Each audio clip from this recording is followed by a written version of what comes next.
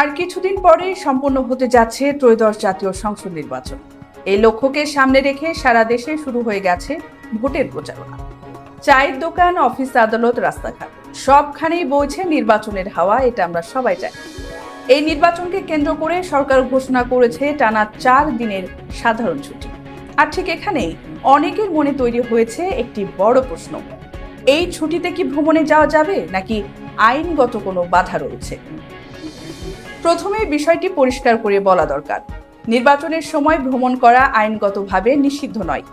নির্বাচন বিশ্লেষকদের মতে বাংলাদেশে ভোট দেওয়া নাগরিকের একটি অধিকার, কিন্তু আইন অনুযায়ী এটি বাধ্যতামূলক নয়। অর্থাৎ কেউ চাইলে ভোট দিতে পারেন, আবার ব্যক্তিগত প্রয়োজনে ভোট না দিয়েও অন্য কাজে বা ভ্রমণে যেতে পারেন। নির্বাচন কমিশনের সাবেক একজন কর্মকর্তা জানান, ভোট দিন এই পর্যন্ত বলা যায়, কিন্তু ভোট দিতেই হবে এমন কোনো আইনগত বাধ্যবাধকতা নেই।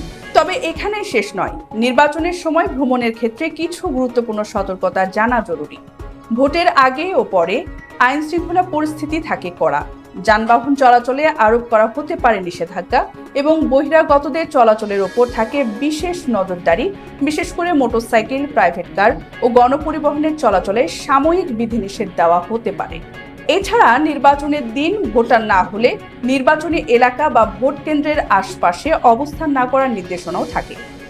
নিরাপত্তা বিশেষজ্ঞদের পরামর্শ, রাজনৈতিক সভা সমাবেশ এড়িয়ে চলুন, বড় জমায়েত থেকে দূরে থাকুন, অপ্রয়োজনীয় ঝুঁকিপূর্ণ এলাকায় যাতায়াত এড়িয়ে চলুন।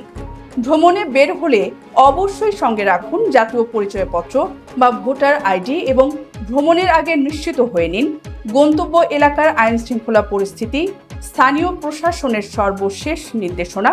সব মিলিয়ে বলা যায়, ভোটের দিনগুলোতে সাধারণ ছুটি থাকলেও সম্ভাব্য যাতায়াত জটিলতা ও নিরাপত্তা পরিস্থিতির কারণে দূরপাল্লার ভ্রমণের বদলে নিজ এলাকায় অবস্থান করাই তুলনামূলকভাবে নিরাপদ। তাই বলাই যায়, নির্বাচনের এই সময়টাতে কোনো অপ্রত্যাশিত পরিস্থিতি এড়াতে সবারই দায়িত্ব সচেতন ও সতর্ক থাকা। সচেতন থাকুন, নিরাপদ থাকুন।